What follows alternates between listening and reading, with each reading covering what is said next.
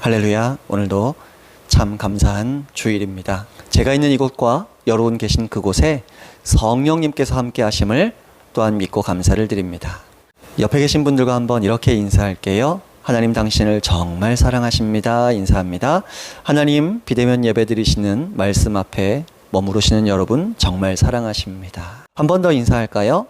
성령님 우리와 함께 계십니다. 인사할게요. 성령님 우리와 함께 계십니다. 예, 성령님 우리와 함께 계십니다. 예, 성령님 우리와 함께 계십니다. 마지막으로 한 번 더 인사하겠습니다. 우리의 믿음을 고백하며 인사합니다. 예수님 우리의 전부이십니다. 이렇게 인사할게요. 예수님 우리의 전부이십니다. 예, 예수님 우리의 전부이십니다. 예수님, 저와 여러분의 전부가 되심을 감사드립니다. 오늘 함께 은혜 나누실 말씀 제목을 먼저 말씀드리겠습니다. 기도의 홍수 시대를 갈망하라, 이런 제목으로 은혜를 나누도록 하겠습니다. 하나님 말씀 잠시 읽어드릴게요. 사도행전 4장 29절에서 31절까지의 말씀입니다. 제가 대표로 읽어드릴게요. 자막 보시고 함께 읽어주실 분들은 또 같이 읽어주시면 감사하겠습니다. 주여, 이제도 그들의 위협함을 굽어 보시옵고 또 종들로 하여금 담대히 하나님의 말씀을 전하게 하여 주시오며 손을 내밀어 병을 낫게 하시옵고 표적과 기사가 거룩한 종 예수의 이름으로 이루어지게 하옵소서 하더라. 빌게를 다음에 모인 곳이 진동하더니 무리가 다 성령이 충만하여 담대히 하나님의 말씀을 전하니라. 아멘. 기도의 홍수 시대를 갈망하라, 이런 제목으로 은혜를 나누겠다고 말씀을 드렸는데요. 제가 평소에도 수시로 읽으면서 제 마음을 점검하는 말씀이 있습니다. 종종 성령님의 충만하심에 대해 설교할 때 나눴던 말씀인데요. 이 말씀은 제가 특별히 영적으로 빈곤함을 느낄 때, 목마름을 느낄 때 자주 떠올리고 펼쳐서 읽기도 해요. 기도의 사도였던 이엠 바운주 목사님의 선포하시는 말씀인데요. 책에서 이렇게 말씀하시더라고요. 자기 설교가 영적으로 빈곤한 것에 대해 여러 가지로 핑계를 댈 수 있지만 진짜 이유는 성령의 능력을 힘입어 하나님의 임재를 간절히 기도하지 않는 데 있을 것이다. 설교를 기가 막히게 하는데도 그 효과는 잠시뿐이고 하나님과 사탄 사이에, 천국과 지옥 사이에 치열한 전쟁이 벌어지고 있는 영혼에까지는 침투하지 못하는 설교자가 수없이 많다.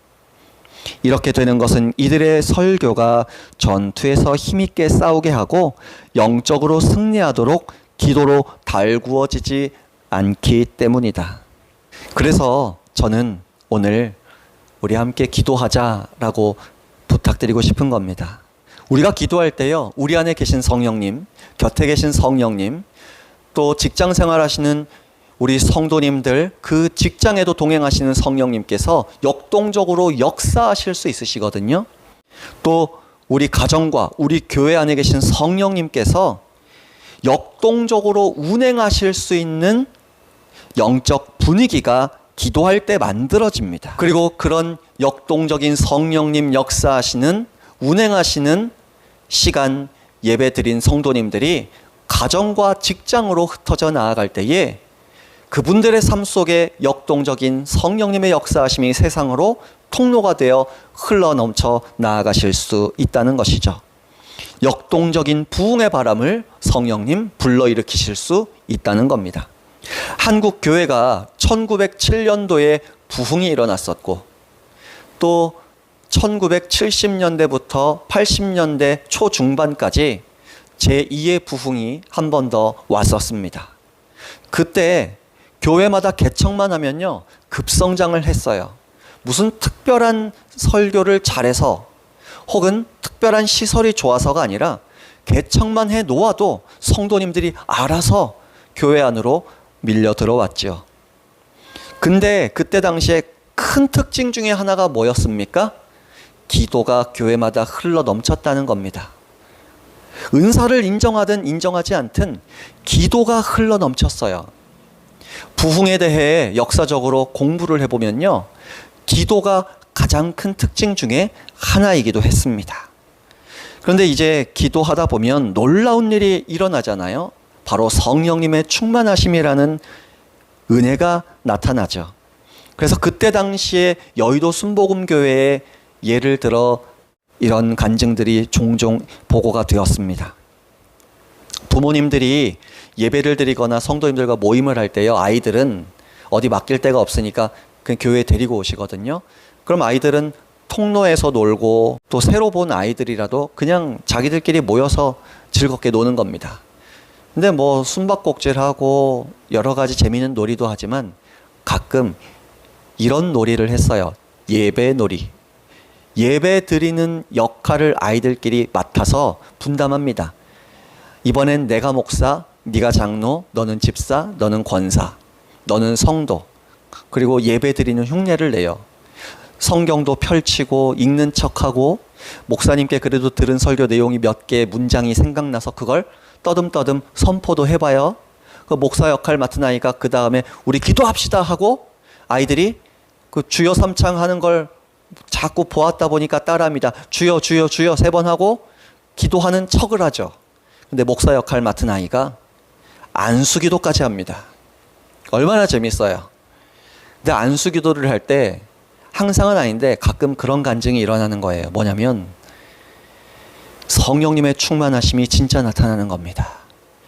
아이들은 놀이였을 뿐인데 목사 역할을 맡은 아이가 안수기도를 할 때 성령님의 충만하심이 그 초등학생들 아이들에게 임하고요.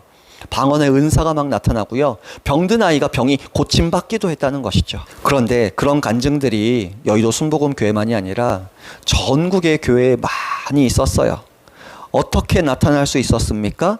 바로 기도가 충만하다 보니까 성령님의 충만하신 역동적인 역사하심이 넘쳐났던 것입니다. 소위 오늘날 말씀의 홍수 시대라고 해요. 그러나 저는 기도의 홍수 시대가 도래하기를 갈망합니다. 교회마다 기도의 불이 타오르기를 갈망합니다. 성령님의 바람이 다시 불어오고요. 성령님의 불과 같은 역사하심이 타오르기를 원해요. 그런데 그러려면 기도에 기름을 부어야 하는 겁니다. 다시 말씀드리지만 부흥의 역사를 살펴보면 언제나 필수 요소 중에 하나가 기도였다는 것이죠. 그리고 그때의 기도는 내 문제 해결해 달라는 기도가 아니었어요.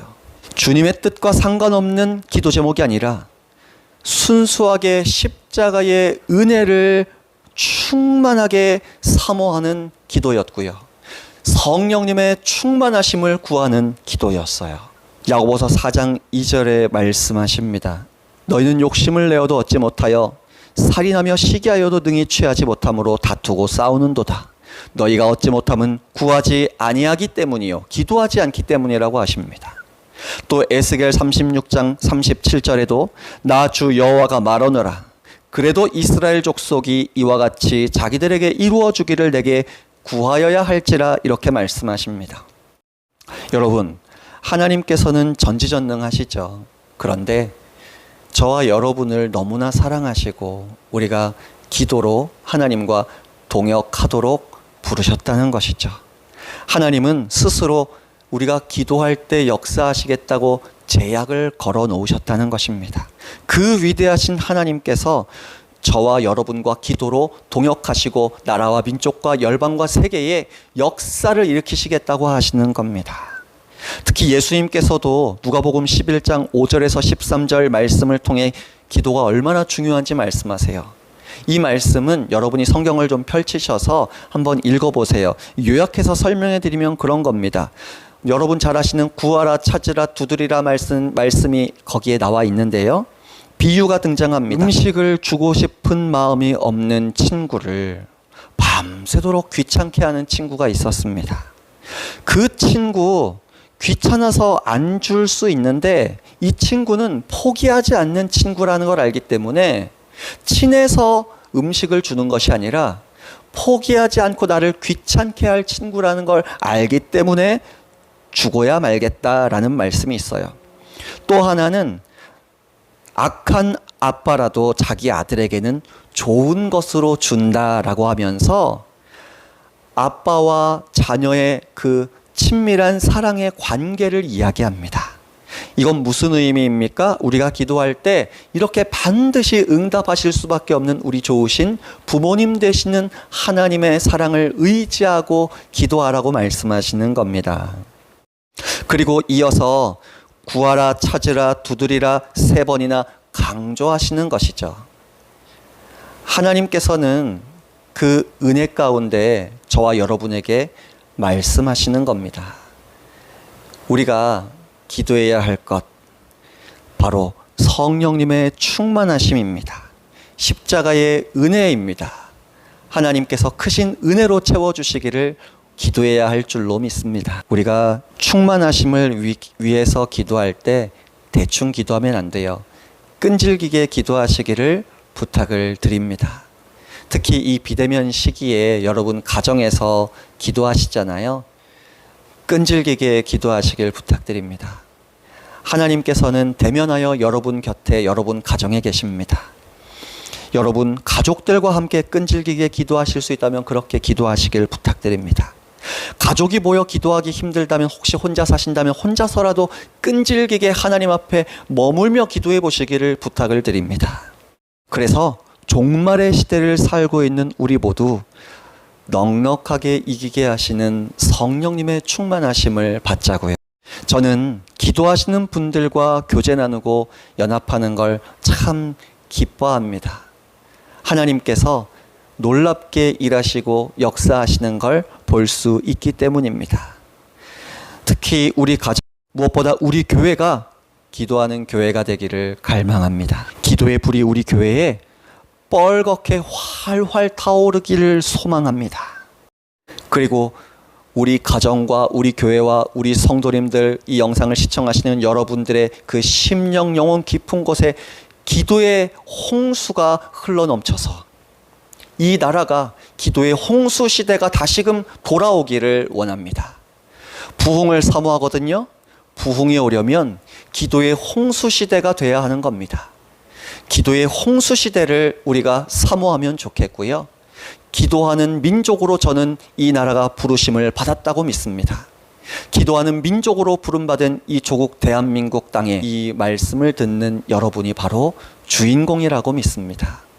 그리고 우리가 또한 성령님의 충만하심 가운데 기도할 때 성령님께서는 우리 각자의 삶 속의 문제, 아픔, 질병, 이런 것들을 하나님 영광을 위해서도 해결해 주시고 고쳐주시고 역사해 주시기를 기뻐하시거든요.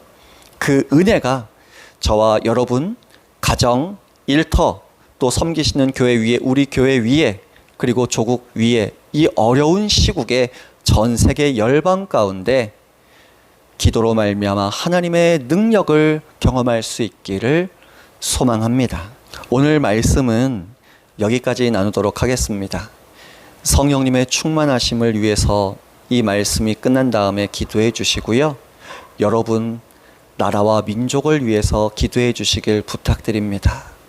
특별히 어려움과 질병과 고통에 처해 있는 여러분의 이웃들, 여러분 지인들을 위해서도 기도해 주시길 부탁을 드립니다. 우리가 영적인 가족, 성도님들 서로를 위한 기도 제목들을 놓고서도 기도해 주셔서 어려운 시국에 오히려 하나님은 가깝게 대면하여 우리가 간증이 풍성한 그러한 교회, 그런 성도님들, 그러한 하나님의 사람들이 다 되시기를 예수님의 이름으로 축복합니다. 수고하셨습니다. 할렐루야.